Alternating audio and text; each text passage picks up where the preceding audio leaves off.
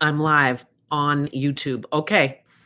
So I'm hoping all our Facebook friends come over here. So our Facebook group is Friends of Tipping Point, and it's being a little weird in the middle of the beginning of my live. It glitched out and it locked me out.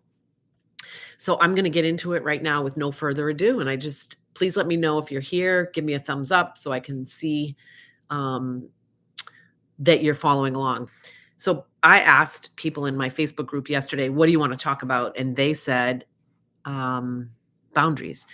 So if someone on TikTok wants to look up our YouTube and tell people here, but I believe you want to go to Tipping Point Recovery. I would put in Tipping Point Recovery on YouTube.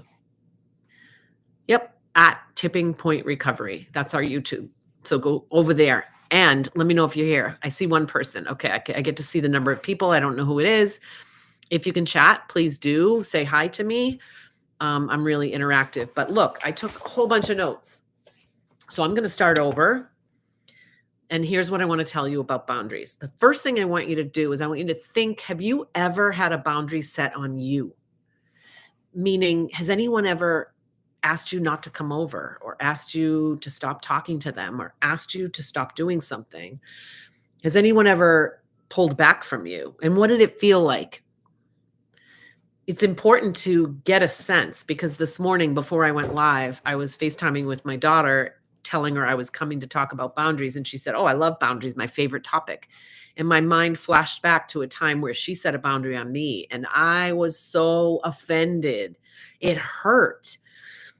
And at the same time, I remember being really proud of her because we want our kids to be strong and confident, right? But when it is impacting us, ouch. And I just remember being so offended. So the reason that's helpful is a lot of you commented in our Facebook group that you don't like when they manipulate you and you're setting a boundary. And it's like, yeah, kind of try to understand what it feels like to have a boundary that really impacts you. But here's what I want to tell you about boundaries, and get a pen and paper, write this down because they're really hard. And you're going to want to revisit this video, which is now on YouTube, and then we'll post it in our Facebook group. You're going to want to revisit this because they're really hard. So just write that down. They're hard. So think of this as like losing 50 pounds.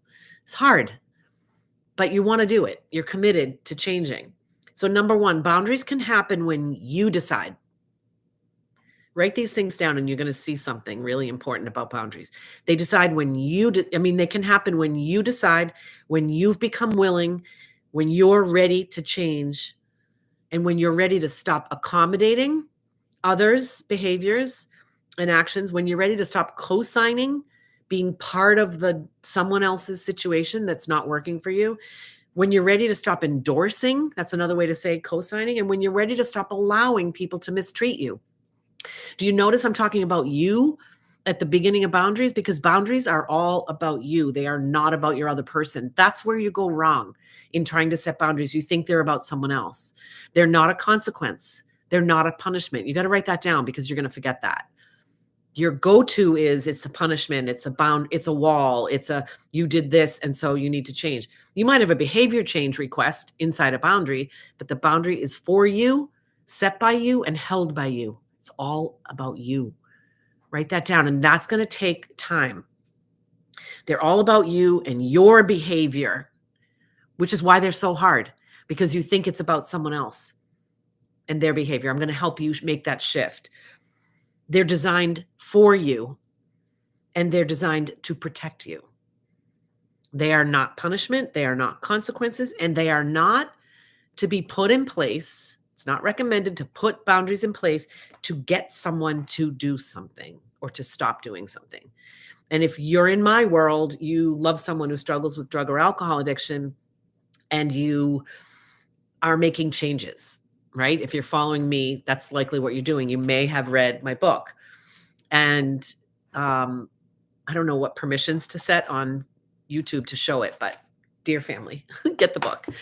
And so you think it's about stopping them. The impact of your boundary sometimes will help someone's behavior change. But if you set out to do it for them and to get them to do something or change, uh, it's not, you're not going to be able to, you're not going to be able to uphold it, and you're going to be super disappointed. They're not for other people. Okay. Boundaries, in order to set them up, they require a paradigm shift. Part of what I've been describing is a paradigm shift. It's not about them, it's about you, and it's about your behavior. They're hard. They're more about you than them. Even when it comes to holding them, it's more about you than them. I'll point that out. And there's several parts to a boundary. There's the decision to change and set them. That's number one. And you got to make a decision. You really have to care to make this change. You have to be committed to making this change. Or at least if you want to uphold your boundaries, these things I've seen need to be in place. A decision to change, they have to be clearly stated and kindly, neutrally stated. They're better when that is the case. And you want to have the confidence and strength to hold them.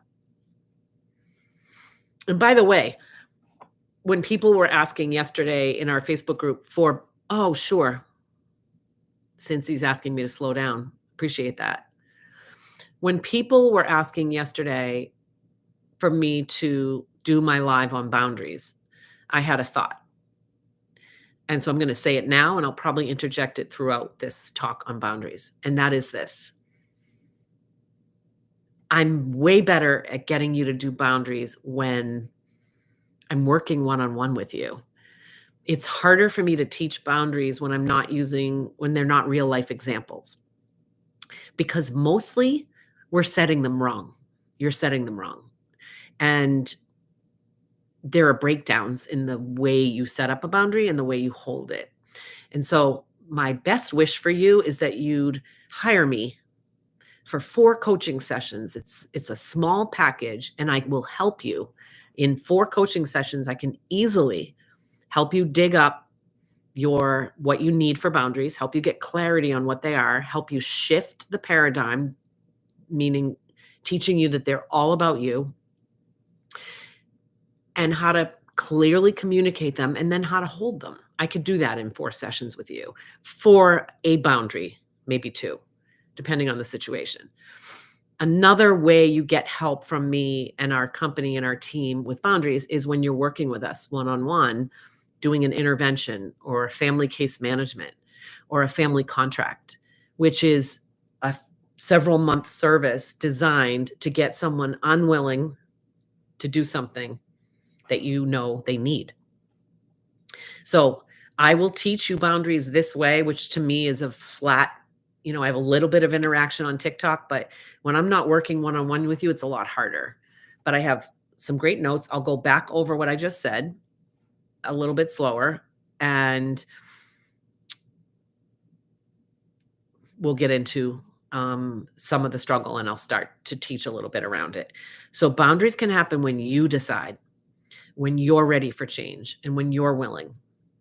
And boundaries are helpful for you to stop accommodating addiction, to stop co-signing or endorsing, which is what you're doing inadvertently when nothing's changing for you. We're allowing these things to continue. You know how have you heard the statement, you teach people how to treat you? You're in that you and them. And it's so much easier to just say they need to, they keep, if he would just, if she would just. And I'm telling you, that's going to contribute to your pain. It's going to keep you trapped in misery. You want to say, if they would just, what do I need to do? You got to bring it back to you. This is about personal responsibility. This is about accepting what's yours, because that's all you can change. I also say that boundaries are not punishment. They're not consequences. And I urge you to not use boundaries to get someone to. They may change as a result of your boundary. Often they do. But if it's your intention, then it won't be easy to hold for yourself. So again, I'll drop the links of how you can work with me one-on-one. I have one more spot for the rest of January and into February, because they're 4 coaching sessions. You can use them as fast or as little as you want. You can spread them out. over 4 months, or you can use them all in a week if you need. In February, I'll have 2 openings for one-on-one coaching. So I'll make sure those links are here. So there's small amount that's available. All right. So here are the comments in the Facebook group when I asked about boundaries, and you said, I'm struggling with readjusting them or readjusting conditions of living in the house. You're feeling manipulated. One person wrote, do I have a right to say he can't spend money on booze? I'm going to get into answering these questions. Somebody said they were a people pleaser. Raise your hand if you're a people pleaser. I would say if you're here, you're a people pleaser. A lot of people said boundaries upset my husband. He gets mad. And somebody said they struggle with setting boundaries versus feeling awful. Sorry, I struggle with setting boundaries versus giving him rules. Somebody said I struggle with giving him boundaries versus giving him rules. So I'll talk about that. So why do we struggle so much with boundaries? One, I think because we want people to do what we want them to do. Do you agree? Wouldn't it be so much better? Thanks, Connie, for saying hi. I can see your comment. Wouldn't it be better if everybody just did whatever we wanted them to do? I mean, life would be so much easier. I hope you're laughing a little because that isn't reasonable. It's also a little bit, I'll say this for myself, you own it if it's for you. It's a little bit selfish. Anybody agree? Do you guys know or agree with me that people pleasing is actually selfish? When I first heard that, I was like, whoa, that landed. People pleasing is selfish. Does anybody want to be selfish? No. We're givers. We care. And we have this delusion that we're in this struggle because we care so much. We do care so much, but we are so sick of being uncomfortable with our own discomfort that we just wish everybody would do what we want to do. I think it's really important to acknowledge that when you're getting ready to set boundaries. We have to shift from blaming to owning. Blaming is if he would just, if she would just. Owning is, what's my part in this? And I'm encouraging you when you think about setting a boundary that you find your part in it. If you want to change and if you want to be happy, you got to find your part. It's so empowering to grow inside with what's my part in this. And it's a challenge to find your part in this when someone's beating you up and manipulating you and using you and hurting you and saying harmful things. It's a challenge to find your part in that. But if you're staying in the conversation, if you're still getting that same result, you're somehow part of it. And maybe you're not even aware yet how you're part of it, but that's what you can change. Think about it this way. When a toilet breaks, who do you call?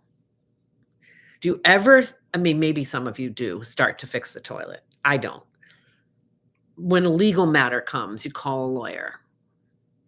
Why, when it's in our personal relationships and we're tortured for years living with an alcoholic, why is it so not first top of mind to contact a relationship expert, an interventionist? I mean, you're here, so I'm a little bit preaching to the choir, but you follow my point? If you don't know how to set boundaries, get a little bit of help setting boundaries so that they're now part of your life. But you know what's at the core of why it's hard to set boundaries? I think it's a self-worth issue. Grace is back. I think it's a self-worth issue. I think we don't care as much about ourselves. Let me know if that's you. As you raise the bar on thinking about yourself, boundaries become easier.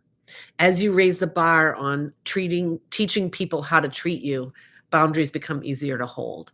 So when you say, I hate being manipulated, and you say, boundaries are really hard, or he didn't honor my boundary, I think I want you to look at how am I allowing that to happen? How is my self-worth connected to this, because in my opinion and my experience, recovery at the core is all about self-love and self-care.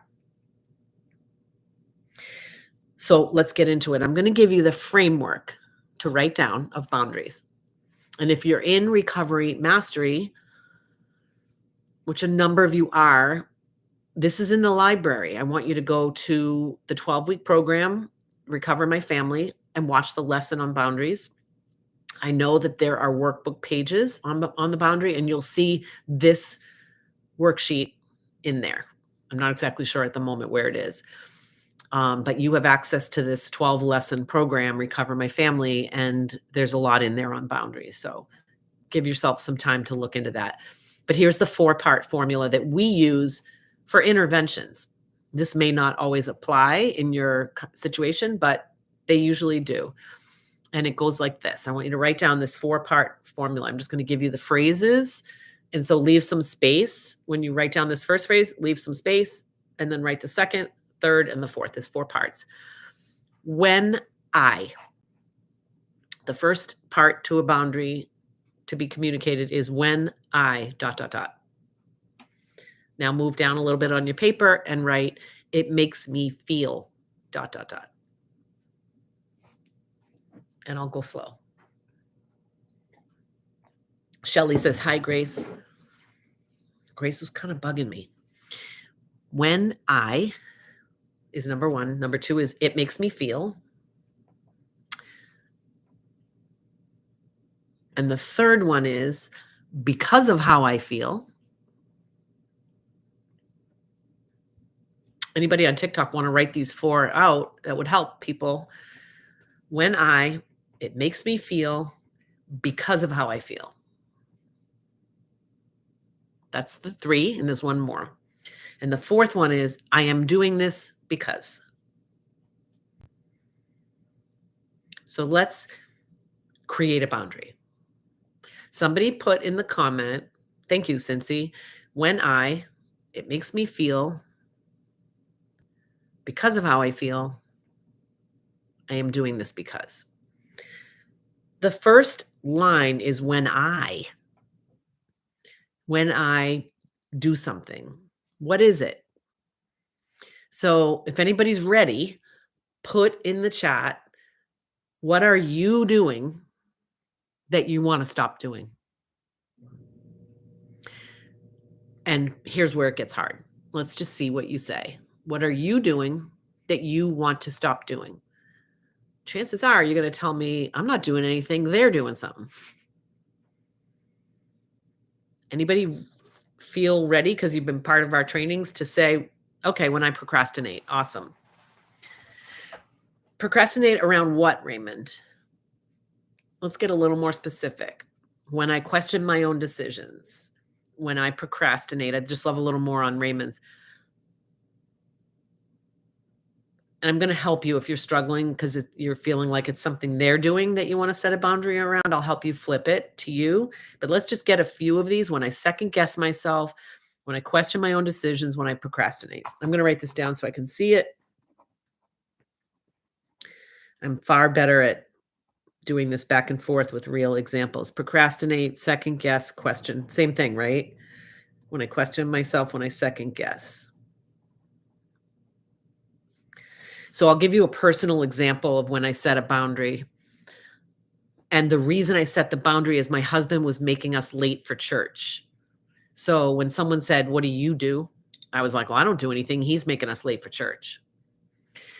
And my teacher, because I had a teacher of setting boundaries, said, what are you doing when he makes you late? And it took me a minute. Can you guys can you tell me, what did I do? My husband was making us late for church. He would jump in the shower right when we were supposed to leave. Me and the 3 kids would all be ready. What was my husband doing? What was I doing that I wanted to change? I'm going to use this real example.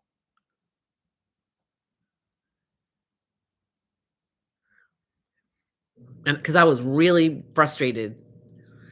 All right, this is great. Let's use this as an example. Shelly says, I was stressing. That's one thing I was doing. I was waiting on him.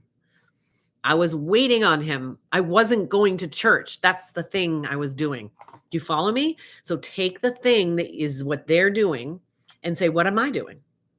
You've got to make this about you. So my husband was jumping in the shower at 9:20, and that's when we had to leave for church. And I kept blaming him. You stop doing this. You just have to change. This went on for months, fights.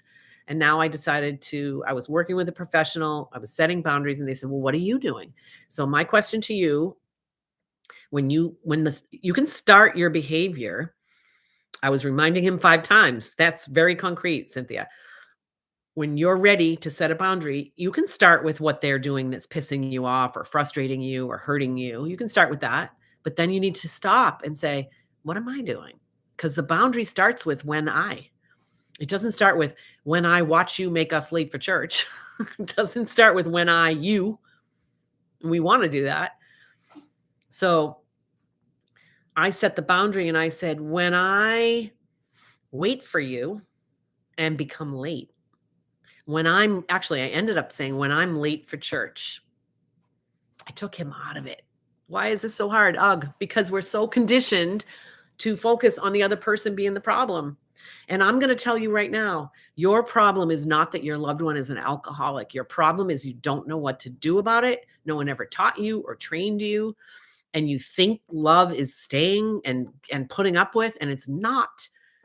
The sooner you say, oh my God, I get it. It's about me. That's when you're going to start to heal. So I'm sure I began my boundary by saying, when I let you make us late, but that wasn't even effective. When I'm late for church. So I'm going to give you the whole boundary I set using this example. When I'm late for church, I started to discover, like, so how's it a problem that, and at first I was just mad that he was making us late. But then when I dug into it, I was like, you know why I don't like being late for church? Because when I brought my family early and we sat up in like the 4th or 5th row, they gave us a job. I always got a job. I like to bring up the gifts. I don't go to church now. This was back in the day when the kids were little. I would bring up the gifts, or they would have us hold something, or they'd bring us in and we felt part of. And I realized that's really important to me. So I suddenly realized why him making me late, or why me allowing him to make me late, was pissing me off. I was like, oh my God, I felt the power come back. You follow me? Oh, that's great. That's awesome, JRE. Thanks. So when I am late for church, it makes me feel disconnected, sad, and not part of. Because of how I feel, I'm going to be early for church. I'm doing this for my own mental health. So if you look at the formula, when I am late for church, it makes me feel, and this section, by the way, you've got to look up feeling words. I want you to Google a feelings wheel, and you'll see this picture printed out of 100 feeling words or more. We don't use feeling words very easily, a lot of us. So you want to look at this feelings wheel and pick 3 feelings. So let me use actual feeling wheels. When I'm late for church, it made me feel disconnected. It made me feel sad. And it made me feel, what's a feelings word? They don't come to you naturally, feelings words. It makes me feel, I guess, is unimportant a feeling word? That's what's coming to mind. And so those are the first 2 parts. The third part is, because of how I feel, what's the change that's coming? Yeah, I guess tense. It made me feel mad. It made me feel mad. It made me feel, it was mostly just not part of, and embarrassed probably a little bit, because things were disrupted because I wanted to sit up front. And I think sad because I didn't get a job. So those are the first 2. The third one is, because of how I feel, what am I going to do differently now? Right? The third, I want you on your paper where you have your 4 sections. I want you to make a line or make a loop between 1 and 3 and 2 and 4. They go together. So this will help you make sense. Nice. One out of place for sure, Lewis. 1 and 3 are connected. When I'm late for church, and 3, why am I doing this? Wait a minute. It makes me feel, because of how I feel. So that's connected to 1, because of how I feel. So when I'm late for church, and then number 3 is I'm not going to be late for church. Does that make sense? 1 and 3 go together, and 2 and 4. So I'm just not looking at it, but when I am late for church, it makes me feel sad, disconnected, and disappointed because of how I feel, ties to 1. I'm not going to be late for church. Or a better way to say it is I'm going to be early. I'm committed to being early and showing up on time, early for church. And the 4th one is, why am I doing this? I'm doing this because I'm protecting my own sense of joy, happiness, and mental health. It's really hard to argue with someone who's taking care of their own mental health. Now, I had to communicate this boundary ahead of time, and I had to do it with love and neutrality. Or no, I didn't have to. I chose to, because the teaching to me was, you can bitch this to him and be mad, or you can deliver it neutrally, like, oh my gosh, I discovered this thing. I keep making myself late. I don't like it. I'm going to change it. I. Now you're going to be impacted, husband, by this boundary, because I'm going to leave at 9:20 with the kids, whether you're ready or not. That's where he's being impacted. And did he get mad? For weeks, I left at 9:20 and he jumped in the shower and got there late, but I opened the seat for him. I saved it for him. I was kind when he showed up. I was just matter of fact. I'm going to be on time for church, period, end of story. And I can control that. I had been allowing it to be controlled by him and his schedule and what he wanted or didn't want, or wasn't even being aware that he was doing. I changed that. So for those of you that say they manipulate me and they piss me off, like, he could have been pissy when I was leaving. Absolutely. I chose to leave anyway. I remember that very first Sunday that I was like, oh shit, I set this boundary. Now I actually have to uphold it. And I would hear the shower go on, and I'd be putting the 3 children in the car, and I felt like I was abandoning him. That's my stuff. So for those of you that are like, I'm such a people pleaser, they're upsetting him. Yep, it upset him. Yep. The answer is yes, it will. And if you recognize that you're not setting a boundary because you're letting his upset at you take precedence over what you want, then that's your problem, not that he's upset. Do you follow me? So if my husband was mad and yelled and came running out, and I stopped and changed and waited, then what I would be doing essentially is letting his anger be more important than my desire to be early. And I can see years before in my marriage, I might have done that. That's probably why I was putting up with it, because I thought I needed to keep the peace. Follow me? But in this stage of my life, I mattered. So for those of you that are saying he gets mad, it's like, yes, I got mad when my daughter set a boundary on me. So don't be surprised when someone gets mad when you're changing. Let them. Shelley says, let them. Because we're reading Mel Robbins' book, Let Them. And the let them theory says, let them be mad. Now, if you're living your life trying to make others not mad, 50 years, 50 plus years for me. So I get that. And do you want to keep living like that?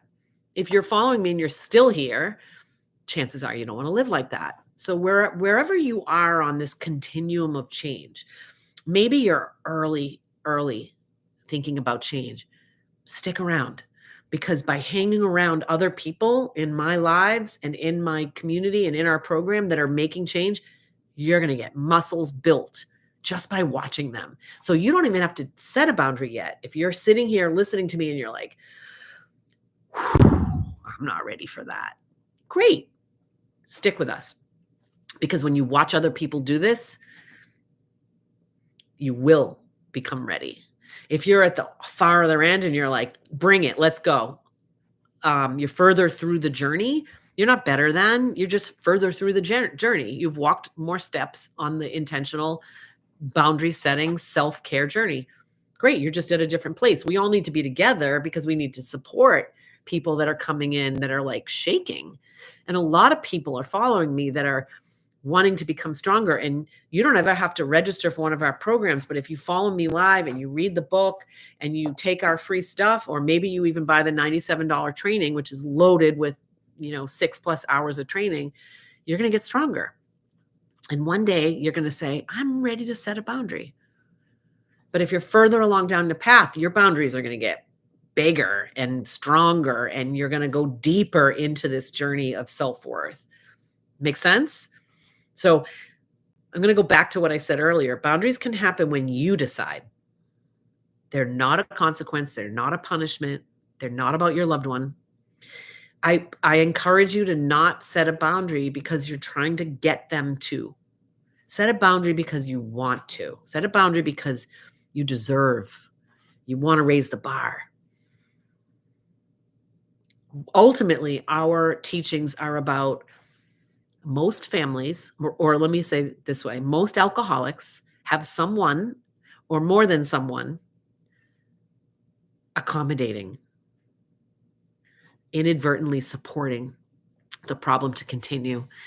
And when I learned that, and I learned that my family was keeping me in this cycle, and I know they didn't want to, and I learned that my manipulative ways were actually harming people that didn't know any better, I got really strong and said, well, I am going to do whatever I possibly can to strengthen families to become stronger than the addiction. And let me tell you right now, personally, I'm setting boundaries in my family system right now in the last 5 days. And I have the knot in my stomach, and I'm doing it anyway. I have the tools, I have the inner confidence. And now, actually, as of yesterday in this journey, which I'll talk more about when I'm on the other side of it, I have such clarity that I'm stronger than this disease. And this disease wants to be hidden. And when I say disease, I'm talking about any disease that cognitively impairs an individual. The fear that people have, the fear, hurt, and confusion that alcoholics have is what we're buying into. And I want you to just step aside. I don't want you to kick them out or cut them off. I want you to step aside long enough to be able to see what you're doing. Look at yourself and say, whoa, it's fascinating watching people adjust themselves. That's what we're doing at Tipping Point Recovery, is we're adjusting the family system one person at a time. Oh, thanks, Nana. Well, Nana just said, I fully understand your journey and what you have had to do, because she's been following me for a while. So she's hearing personal shares about how I've raised the bar. Because listen, the bar was super low when I was laying flat on a bathroom floor, literally waking up passed out with my face on the floor. I had a thought when Nana said that I just lost. I fully understand your journey and what you've had to do. Oh, I fully understand your journey. Whenever I get an experience in my family where I'm, by the way, emotionally compromised, like you are in your family, so I'm not leading my family ever. I am not the interventionist ever in my family. I have an interventionist from outside my family. Fortunate to have people I can reach that are on my team to intervene on my family system. Whenever I go through something like this personally, and since I've been doing this work for 10 years, it's been a handful of times, I stop and I say, ask my team, I say this all the time, oh my God, what we are asking families to do is so freaking hard. Because I have the knot in my stomach. Doesn't mean I'm not doing it. And I get stronger and stronger and stronger. But I am fully aware that what I'm teaching you is not easy. It's hard. And guess what? Your love for yourself and your love for your family can fuel you. And I'm not kidding, the strength in each other here. The strength, yes, you could. The strength in watching other people do this is where you need to begin. So get part of our community. If you're on TikTok and you're not in our Facebook group, here's the name of the Facebook group. And I'll look over my notes in a minute to make sure I got everything, because I actually have a family meeting coming up myself. Let me see if there's anything else. If you're feeling manipulated by someone and you hate the way it feels, just say, yep. So if they're going to manipulate, let them manipulate. You don't have to be part of that. If you're a people pleaser, ask yourself if it feels selfish to be a people pleaser, and do you feel ready to change that, and give yourself grace and time, because becoming a non-people pleaser and a self-love, self-directed, intentional relator in your relationships takes time and effort and learning and support and therapy. So be patient with yourself. Take it easy on yourself. Struggling with setting boundaries versus giving him rules. They're not the same thing. They're very different. A boundary is a behavior that you want to change in you, and a rule is an expectation for the house. So they're separate things. So I'd like some more information, maybe in the Facebook group you could post. I don't have the name of the person that wrote that down, but someone put setting boundaries versus giving him rules. If the rules in the house are there's no alcohol and drugs, it's pretty black and white. If there are alcohol and drugs, somebody needs to find another place to go. And the reason we struggle is we think we have to accommodate or adjust. You don't. Here's your permission. You don't have to allow that. And to Shelley's question, do I have a right to say he can't spend money? It feels to me like separate accounts are what's needed. And this isn't the forum to coach you. I would suggest, Shelley, that you bring that up on Tuesday's call with Mike in the integration group on Tuesday. And we'll get into it more with that. But yeah, that's my take on that. And so hubby getting mad and manipulation pisses me off. Let me tell you what helps me. What's helped me with people getting mad at my boundaries and they're manipulating. What really, really helps me is when I say this to myself. Perfect. I want you to say this about manipulation.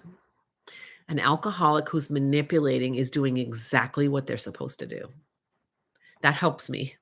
It doesn't mean I like the manipulation. It means I need a stronger boundary because I'm facing a disease whose primary motive is to manipulate. Addiction wants you to keep this under the rug, to keep the lights off, to not know the truth. And so when you're getting manipulated, say to yourself, my loved one has this disease in them. They have this illness in them, and this illness is working overtime to make sure that they become the worst version of themselves. It's actually not who your loved one is. And this takes some repeating because it's not simple. When someone comes at you with manipulation, you're just like, fuck off. And I want you to say, wow, this sickness is so strong. It's turning them into a monster because I did not want to be that to my family. Your loved one does not want to. Go back to my book and read the part where I say your loved one does not want to be doing this to you. So step away from that manipulation. You cannot let people manipulate you. And then you're going up against the disease and not your loved one. So I hope this was helpful for you. Let me know how it was helpful. Join my Facebook group if you haven't yet, Friends of Tipping Point. Thanks, YouTube, for being here for us because I couldn't go live in Facebook and I don't know why. But thanks. Let me know what you're thinking. We'll do more of these. And again, if you want help, you're welcome. If you want help for yourself with boundaries, I'm happy to work one-on-one with you. I have a 4-part coaching session that I can absolutely get your boundaries tuned up, at least at 1 or 2 of them, and help you get strong enough to reinforce them. And that would be my recommendation. It's a lot easier for me to do one-on-one. So I have 1 spot left for the next month. And then next month I have 2 spots. So I'm glad. You guys have an awesome rest of your day, and I will see you next time. Thanks, TikTok.